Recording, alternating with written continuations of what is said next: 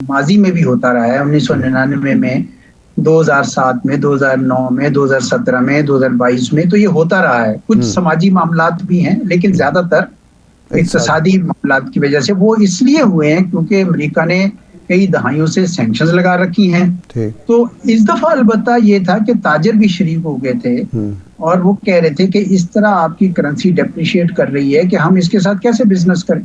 लेकिन प्रोटेस्ट फैल इसलिए गई क्योंकि मोसाद के एजेंट्स जो हैं, इसराइली एजेंट्स बीच में घुस के उन्होंने लोगों पे भी फायरिंग की और जो पुलिस की और दूसरी अथॉरिटीज पे भी फायरिंग की, मस्जिदें भी नजर आतिश की।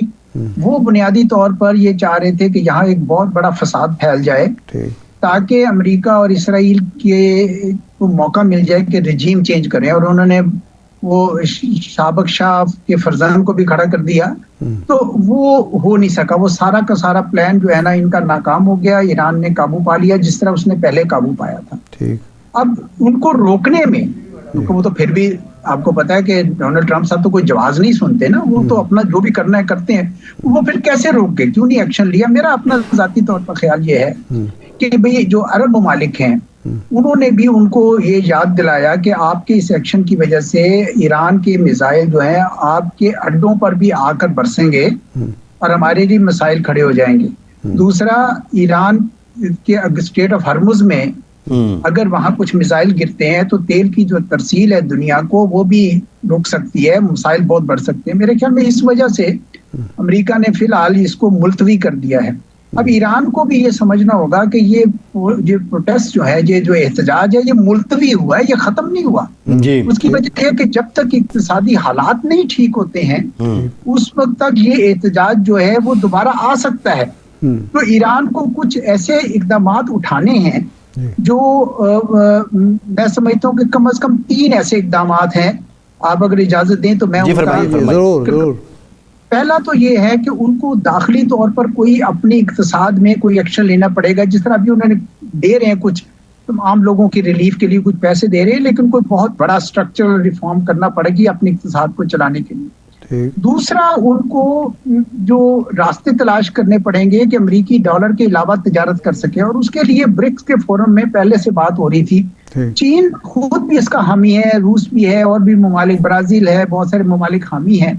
तो आहिस्ता आहिस्ता अगर अमेरिकी डॉलर से इनकी तिजारत हट जाती है तो उसका भी इनको कोई रास्ते का मिल सकता है। उसको मेरे ख्याल ज्यादा एक्टिवली ये परसू करेंगे। तीसरा, ईरान को ये भी सोचना होगा कि ऐसा क्या है कि उनका कोई भी ऐसा दोस्त नहीं है जो उनके साथ मुकम्मल तौर पर खड़ा हो सके तन्हाई में ऐसे मौकों पर। तो उनको इस तरह का कोई बंदोबस्त करने, देखे ना पाकिस्तान है उसके साथ चीन खड़ा हो गया, उसका इक्विपमेंट आया चीन का, उन्होंने कोई पाबंदी हम पे नहीं लाई। अमेरिकी तो लगा देते थे कि आपने हमारा F-16 इस्तेमाल नहीं करना, लेकिन चीनियों ने तो ऐसी नहीं लगाई। इसी तरह पाकिस्तान के साथ अब सऊदी अरब ने एक डिफेंस एग्रीमेंट कर लिया है, तुर्की भी उसमें आना चाह रहा है।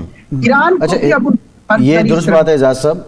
एक आज की जो डेवलपमेंट है वो वर्ल्ड इकनॉमिक फोरम है और अब्बास इराक़ची साहब यानी ईरान को जो दावतनामा भेजा गया था वर्ल्ड इकनॉमिक फोरम ने वो वापस ले लिया। क्या ये अमरीकी दबाव है या अब यूरोपियन वर्ल्ड भी, ऑल्दो पहले भी कोई इतनी कर्टेसी तो नहीं थी, लेकिन वो मजीद दूरियां इख्तियार कर रही है ईरान से? देखिए, ये हो सकता है, मुझे इसकी इल्म नहीं है कि उसके पीछे क्या मुहर्रकात हैं।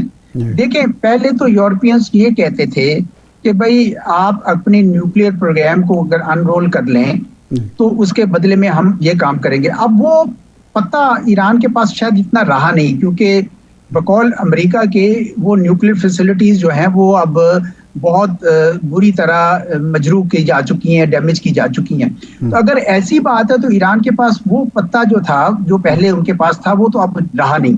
तो यूरोपियंस की भी शायद उतनी हमदर्दी नहीं हो। दूसरा, यूरोप को अपनी मुसीबत पड़ी हुई है इस वक्त कि वो खुद इस वक्त ग्रीनलैंड का और यूक्रेन के महाजों पर तन्हाई का सामना कर रहे हैं। अमेरिका के साथ उनके इख्तिलाफात हो गए हैं, तो वो ये तीसरी चीज को उसमें शायद शामिल नहीं करना चाहते होंगे। इस वजह से हो सकता है, मैं ये सब गैस इसलिए कर रहा हूँ क्योंकि मुझे उस तरह के असल मुहर्रकात का नहीं पता जी। अच्छा साहब, ये जो ग्रीनलैंड का इशू है, 10% टैरिफ लगा दिया और जून में, अगर जून तक मामला नहीं सुधरता तो वो 25% हो जाएगा, फिर मज़ीद भी बढ़ सकता है। आप ये समझते हैं कि ये ग्रीनलैंड का इशू है वो नेटो के टूटने का, अमेरिका और यूरोप के एक दूसरे से अलग थलग होने का ज़रिया बन सकता है या कुछ सेटलमेंट होगी? और दूसरा ये है कि ये जो इल्ज़ाम लगाया जा रहा है रूस पर, चीन पर, वो कब्ज़ा करना चाहते हैं, ये ट्रंप साहब का वही मसला है कि आपने पानी गदला किया है या कुछ और भी इसके मकासद हैं? नहीं, वही है जी, गदला किया। देखिए, चीन और रूस की तरफ से ग्रीनलैंड पे कब्जे का आज तक कम से कम मैंने तो कोई इशारा नहीं देखा था। ठीक। तो ये डोनाल्ड ट्रंप साहब ने कहा है तो मुमकिन उनको आप समझ आई हो कि शायद ये भी मुमकिन हो सकता हो, वरना उनके ज़हन में नहीं था ये। तो ये यूरोप के दरमियान और अमेरिका के दरमियान ये बहुत बड़ा तनाज़ा बन सकता है, क्योंकि बात असूल की है, बात खाली ग्रीनलैंड की नहीं है। ठीक है जी, अमेरिकी तो डोनाल्ड ट्रंप साहब तो ये कहते हैं भाई आपने भी तो कॉलोनाइज ही किया था ना, यही कह रहे हैं ना डोनाल्ड, आज से 300-400 साल पहले आपकी एक कश्ती गई और आपने कब्जा कर लिया, तो मैं क्यों नहीं वो कब्जा कर सकता? तो गोया वो वक्त को धकेल रहे हैं 300-400 साल पीछे की तरफ। ठीक है ना जी। अब जो 80 साल से यूरोप का और अमेरिका का आपस में एक इत्तेहाद था ट्रांस अटलांटिक अलायंस के नाम से, वो तो फिर ये कमजोर पड़ जाएगा और लोग ये कहेंगे, यूरोपियन ये कहेंगे कि भाई आज ग्रीनलैंड है, जिस तरह वर्ल्ड वॉर 2 से पहले जब हिटलर साहब ने पहले एक इलाके पे सुदेटेनलैंड पे किया, फिर उन्होंने चेकोस्लोवाकिया पे, फिर जब पोलैंड पे किया, तो वो फिर लोग जो है ना वो कहते हैं कि ये स्लिपरी स्लोप है, अगर हमने ग्रीनलैंड पे जाने दिया तो शायद बहुत ज्यादा मसाइल होंगे। इस वजह से वो अब लगता है कि तन के खड़े हो रहे हैं। इनका जो अमेरिका बेशक सैंक्शंस लगाता चला जाए उनके ऊपर, मुझे लगता है कि यूरोपीय शायद अब नहीं चाहेंगे कि हम इसके ऊपर रिसीड करें। हाँ, अगर कोई नेगोशिएटेड सेटलमेंट डेनमार्क और अमेरिका के दरमियान होती है जिसमें काफी सारे जो कंसेशन अमेरिका देता है, जो मुझे अभी फिलहाल नजर नहीं आ रही, मुझे लगता है कि इसके ऊपर तनाज़ा बढ़ेगा जी। अच्छा, ये फरमाए कि कनाडा और चीन का करीब आना और टैरिफ रिजीम में उन्होंने जो चेंजेस किए हैं चीन के लिए, ये भी इसी खौफ का नतीजा है कि अगर ग्रीनलैंड पर कब्ज़ा होता है तो फिर किसी वक्त कनाडा को भी सूबा डिक्लेयर कर सकते हैं ट्रंप साहब?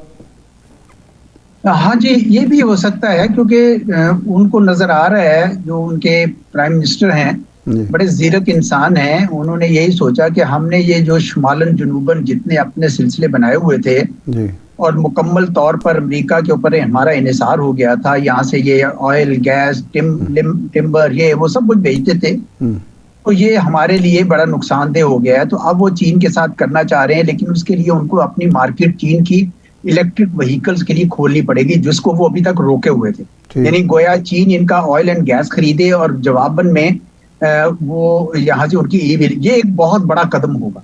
ये इतना बड़ा कदम होगा कि डोनाल्ड ट्रंप साहब, मेरा ख्याल है आप वेनेजुएला को भूल जाएंगे, क्योंकि उनके नजदीक वेस्टर्न हेमिस्फीयर और वो भी फिर नॉर्दर्न अमेरिका के अंदर उनका अपना एक इत्तेहादी मुल्क जो है वो इस हद तक चला जाए चीन के पास, ये मेरे ख्याल में वो बिल्कुल नहीं चाहेंगे। तो लगता है कि वहां पे भी ये तनाज़ा जो है वो बड़ी शिद्दत इख्तियार कर सकता है। अगर माइक कार्नी साहब ने जिस तरह वो कह रहे हैं कि वो करेंगे, अगर वो उस तरफ जाते हैं, तो मुझे पहले भी मैं देख रहा था कि आज से 2 हफ्ते पहले ये कहीं जो इनका ड्राफ्ट था वो लीक हो गया, तो अमेरिका के अंदर बड़ी उसके बारे में बातचीत शुरू होगी, दबाव पड़ना शुरू हो गया, आप ये मत कीजिए। तो देखते हैं कि ये वो कर पाते हैं कि नहीं कर पाते हैं, क्योंकि ये इसमें कोई शक नहीं रह गया कि अब अमेरिका जवाबी वार के लिए तैयार रहे, क्योंकि ये यूरोप, कनाडा, बाकी दुनिया के ममालिक जो है वो कुछ ना कुछ करते रहेंगे। और सबसे बड़ा जो वार इनके खिलाफ आ सकता है, जिसका मेरा ख्याल है डोनाल्ड ट्रंप साहब ने कुछ ज्यादा नहीं सोचा, वो ये है कि अगर डॉलर के अलावा बाकी करेंसीज में तजारत शुरू हो गई और मुल्कों ने डॉलर की जो रिजर्व करेंसी के तौर पर उसको ट्रीट करते थे वो ना करना शुरू किया, तो फिर ये एकदम से उनके लिए बहुत बड़ा धचका अमेरिका के लिए हो जाएगा। लेकिन आपके ख्याल में एजाज साहब, इसके लिए चीन, रूस और उसमें भारत का भी तो एक किरदार होगा ना, अगर ये मुतबादिल करेंसी की तरफ जाते हैं तो ये तैयार होंगे? इतना बड़ा एक बहुत बड़ा इकदाम होगा ना, और थर्ड वर्ल्ड को साथ मिलाना होगा। जी देखिए, ये ब्रिक्स में तो पहले रूस ने ये एक तजवीज़ दी थी कि हम स्विफ्ट के मुकाबले में एक नया निज़ाम अपना बना लेते हैं। उस वक्त चीन भी ऑन बोर्ड था, ईरान भी, बाकी भी, लेकिन जो भारत था उस वक्त, क्योंकि मोदी साहब ने अमेरिका का दौरा करना था, ये चंद साल पहले की बात है, उन्होंने ये नहीं मानी। अब मुझे ऐसा लगता है कि अब उस तरफ तहरीक ज्यादा शिद्दत पकड़ जाएगी, क्योंकि चीन के भी, देखिए चीन के लिए इतना उसका पहले एक सोर्स ले लिया तेल का, जो वेनेजुएला का, वो बहुत कम था, लेकिन ईरान से तो वो बहुत खरीदते रहे हैं। और वो चीन क्यों ना युआन में खरीदे, ईरान को भी फायदा होगा और चीन को भी फायदा होगा। इस वजह से मुझे लगता है कि इस तरफ जो है अब मूवमेंट ज्यादा तेज होगी। जी ठीक, लास्ट क्वेश्चन एजाज साहब, अभी बांग्लादेश के बाद आयरलैंड ने भी भारत वर्ल्ड कप खेलने के लिए आने से इनकार किया है। ये डिप्लोमेटिकली ऑब्वियसली चैलेंजिंग तो भारत के लिए है, लेकिन आपकी नज़र में सबसे बड़ा अवामिल क्या हैं कि ये भारत को इनकार मिल रहे हैं? देखिए, भारत के अंदर जिस तरीके से वहाँ पे अपनी राजनीति कर रहे हैं, उसकी वजह से एक खौफ की फिजा पैदा हो गई है। वहाँ पे भी जो अक़लियतें हैं, ईसाई जो हैं उनके चर्च महफूज नहीं, मुसलमानों की मस्जिदें महफूज नहीं, इसी तरह बाहर के लोग भी ये समझते हैं कि भाई ये तो अब एक ऐसा मुल्क आता जा रहा है जो शिद्दत पसंदों के हाथ में जाता जा रहा है।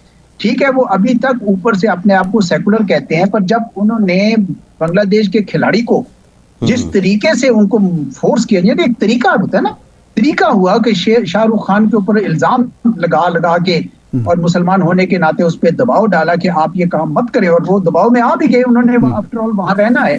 तो नेचुरली ये पैगाम तो सारी तरफ गया है, सिर्फ एक तरफ तो नहीं गया। और आयरलैंड में तो अभी भी बड़ी वो ईसाइयत का एक है, और आपको पता है कि आसाम में और बड़ी जगहों पर बड़े चर्चेस जो है उनको जलाया गया और बड़े मसाइल खड़े हुए। जी, मणिपुर में डेफिनेटली। जी। तो मेरा ये ख्याल है कि ये सारे मुल्कों को जो पैगाम भारत की तरफ से जा रहा है वो कोई वेलकमिंग नहीं रहा।